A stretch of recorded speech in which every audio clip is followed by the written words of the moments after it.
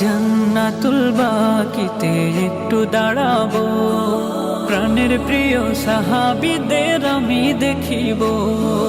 জান্নাতুল বাকিতে একটু দাঁড়াবো, প্রাণের প্রিয় সাহাবীদের আমি দেখিব। যাদের কথা পড়লে মনে কান্না থামে না, যাদের কথা পড়লে মনে কান্না থামে না, এই মনেরও সেই কামনা সোনার মদিনা, আমার এই মনেরও সেই কামনা সোনার মদিনা।